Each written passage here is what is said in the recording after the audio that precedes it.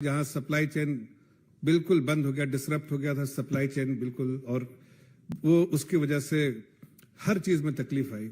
ये दोनों कठिनाइयों के बावजूद भी आज जो भी फैसले लिए आदरणीय प्रधानमंत्री जी ने पिछले 9-9.5 साल में, आज देश की अर्थव्यवस्था बहुत मजबूत है। मजबूत ही नहीं, बहुत तेजी से जो है अर्थव्यवस्था जो है दौड़ रही है, और दुनिया में जो सबसे अच्छी उभरती हुई इकोनॉमी, ब्राइटेस्ट स्पॉट जो है वो भारत है। आप उसके आंकड़े 50 आंकड़े ऐसे हैं जिससे लोग कह सकते हैं कि देश की अर्थव्यवस्था, हिंदुस्तान की अर्थव्यवस्था जो सबसे अच्छी है।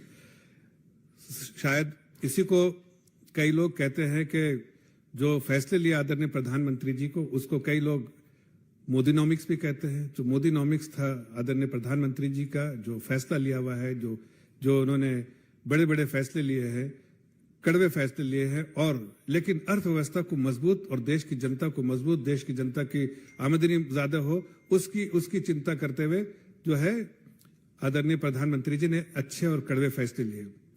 आज इसको कई लोग कहते हैं मोदी है तो मुमकिन है, मोदीनॉमिक्स के बारे में बात करते हैं, लेकिन मोदीनॉमिक्स जब भी होगा तो लोग इसको एक टेम्पलेट की तरह, कई ऐसे इंस्टीट्यूशन है दुनिया में जो आज भारत की अर्थव्यवस्था, खासकर एक चरमराती इकोनॉमी, जो सबसे कमजोर 5 इकोनॉमी दुनिया में थी 2013 में, पॉलिसी पैरालिसिस थी, स्कैम्स ऑफ स्कैमस्टर की सरकार कही जाती थी, फ्रॉड एंड फ्रॉडस्टर की सरकार कही जाती थी। ऐसे समय में जब हमारी सरकार आई तो बहुत सारे चैलेंजेस थे, बहुत एक नहीं अनेक चैलेंजेस थे।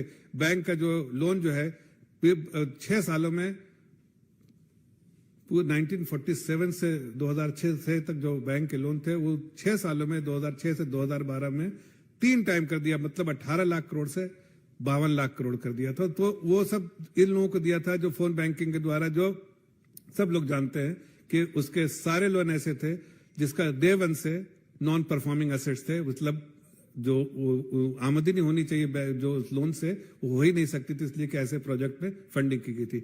ऐसे समय में आदरणीय प्रधानमंत्री जी ने जो 9 साल के कार्यकाल में अच्छे फैसले लिए, और उस अच्छे फैसले का आज नतीजा है कि देश की अर्थव्यवस्था बहुत ही कमजोर से बहुत ही मजबूत इकोनॉमी बनी है, और मजबूत ही नहीं, दुनिया की सबसे बेहतरीन इकोनॉमी, इमर्जिंग इकोनॉमीज में से है, और तेजी से दौड़ रही है। इसीलिए लोग इसको कहते हैं मोदी इकोनॉमिक्स, और कई ऐसे इंस्टीट्यूशन में इसको एक टेम्पलेट की तरह देखा जा रहा है, इस पर रिसर्च भी किया जा रहा है। देखिए, हमारा देश जो है वेलफेयर स्टेट है, कैपिटलिस्ट स्टेट नहीं है। जब वेलफेयर स्टेट की बात होती है तो सरकार की बड़ी जिम्मेदारी होती है कि वो आम नागरिक की चिंता करे, और हमने आम नागरिक की चिंता की। प्रधानमंत्री जी ने डे 1 में, जब सरकार हमारी 2014 में आई थी, तो उन्होंने कहा था कि हमारा सबसे बड़ा दायित्व है कि हम एक आम नागरिक, जो सबसे गरीब नागरिक है, उसके दामन को, उसके हाथ को थामे और उसको मजबूत करें। और हमने वो पिछले 9 साल में जो 313 वेलफेयर स्कीम चलाई प्रधानमंत्री की, उसके अंतर्गत चाहे वो छत देने का, जिसके पास छत नहीं था छत दिया, जिसके पास पानी बिजली कनेक्शन नहीं था बिजली कनेक्शन दिया, जिसके पास पानी कनेक्शन नहीं था पानी जल से नल देने का ये किया, जिसको राशन चाहिए राशन दिया, जिसको रोड सड़कें बनवाई, रोड बनवाई, इंफ्रास्ट्रक्चर, फिजिकल इंफ्रास्ट्रक्चर गांव में बनवाया, हर तरह की वो सुविधाएं देने की कोशिश की। चाहे आयुष्मान भारत जैसी स्कीमें लाई, जो कि अगेन दुनिया के बहुत इंस्टीट्यूशन आयुष्मान भारत जैसी स्कीम का को एक टेम्पलेट की तरह देख रहे हैं, एक रिसर्च पेपर की तरह देख रहे हैं, एक कोर्स स्टडी की तरह इस्तेमाल कर रहे हैं इस आयुष्मान भारत जैसी स्कीम को। इतना बड़ा इंश्योरेंस स्कीम कभी दुनिया में नहीं है। तो बहुत सारी सुविधाएं देने की कोशिश की जो हमारी सरकार ने, इसलिए कि हमारा लक्ष्य था आदरणीय प्रधानमंत्री जी का कि हमें देश को आगे करना है, देशवासियों को आगे करना है। इसलिए G20 जैसे यहाँ बड़े बड़े जो इवेंट हो रहे हैं, जो दुनिया में महत्व है, जिसकी दुनिया के बड़े से बड़े लीडर आज देश में आ रहे हैं, ये भी अपने आप में बहुत बड़े गर्वान्वित करने वाली बात है कि देश की जनता को, कि आज हमारे देश में ऐसे इवेंट भी हो रहे हैं जिसके सपने में हम लोग नहीं सोचा करते थे। और देश के बारे में, देश की लीडरशिप के बारे में दुनिया जानती है कि उन्होंने अच्छे फैसले लिए, और जो फैसले लिए देश के हित में और देशवासियों के हित में। तो आज लोगों की आमदनी भी बढ़ रही है, लोग बेहतर पोजीशन, जनता की चिंता करते हैं। नागरिक के लिए, देश की जनता के लिए खोला। और अब जब माँ बहनें एक्सपेक्ट कर रही थी कि आज जब ऐसा त्यौहार आ रहा है, चाहे ओणम हो और या फिर राखी का त्यौहार हो, तो उस वक्त एक और बड़ा तोहफा के तौर पर, जो सिलेंडर के 200 रुपए दाम कम कर दिए, 33 करोड़ लोगों के लिए कनेक्शन जिसपे 200 रुपए कम किए, और साथ साथ उज्ज्वला स्कीम वालों के लिए जो इनके कनेक्शन है 9.5 करोड़, उनके लिए 400 रुपए कम किए। तो ये प्रधानमंत्री का तोहफा जो है, उसके लिए लागत जो भी आए, चाहे 6,000, 7,000, 8,000 करोड़ जो भी सरकारी खजाने से खर्च हुआ, लेकिन प्रधानमंत्री ने चिंता नहीं की, जनता की चिंता की, मां बहनों की चिंता की। और इसलिए कि हमारी सरकार जो है वेलफेयर स्टेट है, जनता के लिए है, जनता पे समर्पित है, जनता ही की सेवा के लिए है। अब हमारे जब हम देखते हैं कि सबका साथ, सबका विश्वास और सबके लिए प्रयास करते हैं, तो उधर एक देखिए, आपको पता ही होगा, एक गठबंधन है जो अपने लिए प्रयास करता है, हम प्रधानमंत्री बनेंगे, हम प्रधानमंत्री बने, तो उनकी जो पर्सनल महत्वाकांक्षा है, जनता कहते हैं फिर मिलेंगे अगली बार 2024 के बाद, उनकी जो जवाब होता है जनता का, और जनता जवाब देगी जब ये 2024 का इलेक्शन होगा। लेकिन जब अर्थव्यवस्था के बारे में देखते हैं तो 3 बड़ी महत्वपूर्ण चीज है। पहला कि ग्रोथ मोमेंटम क्या है, दूसरा माइक्रो एंड मैक्रो स्टेबिलिटी क्या है, और तीसरा जो है इन्वेस्टमेंट इन्फ्लेशन के स्टेटस क्या है। तो मैं बहुत संक्षेप में आपको बताना चाहता हूं कि आज गर्व से कहता हूं कि हमारे देश की अर्थव्यवस्था बहुत मजबूत है, और उसको आंकड़े के हिसाब से भी देखा जाए, या आपको जो डिटेल्स देंगे उसके हिसाब से भी देखा जाए कि कितना मजबूत जो अर्थव्यवस्था है। आप देखिए, जब ग्रोथ के बारे में बात करते कि आज जाहिर है हेडविंड्स है, ग्लोबल हेडविंड्स है, मतलब आपकी अर्थव्यवस्था बाकी देशों की, डेवलप्ड इकोनॉमीज की, इमर्जिंग इकोनॉमीज की अर्थव्यवस्था नीचे जा रही है, इसलिए कि ग्लोबल जो है डिक्लाइनिंग है ग्रोथ, जो ग्लोबल जीडीपी डिक्लाइन कर रही है, उसमें कॉन्ट्रैक्ट कर रही है, लेकिन बहुत सारी इकोनॉमी उससे सफर कर रही है। लेकिन देश की अर्थव्यवस्था, चूंकि ऐसे मोदीनॉमिक्स ऐसा हमने फैसले लिए कि हम इसको विथस्टैंड करेंगे, हमारा ग्रोथ भी होगा।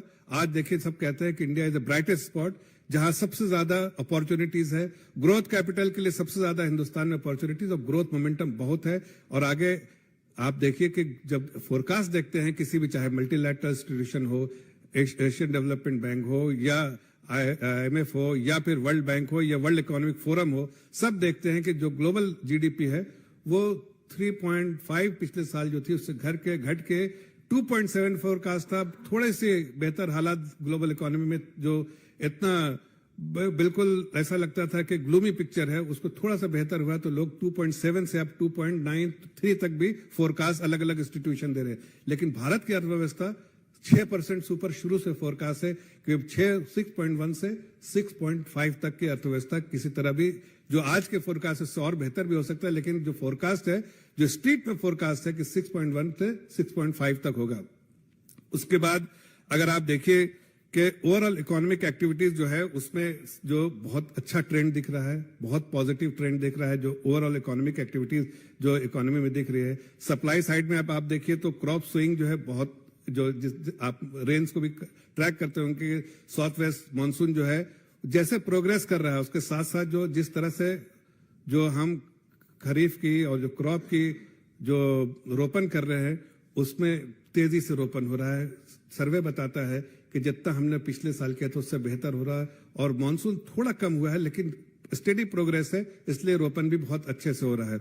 आप अगर देखिए, इंडस्ट्रियल एक्टिविटीज बहुत अच्छी है, जो IIPs है, इंडेक्स ऑफ इंडस्ट्रियल प्रोडक्शन, वो पॉजिटिव ट्रेंड है।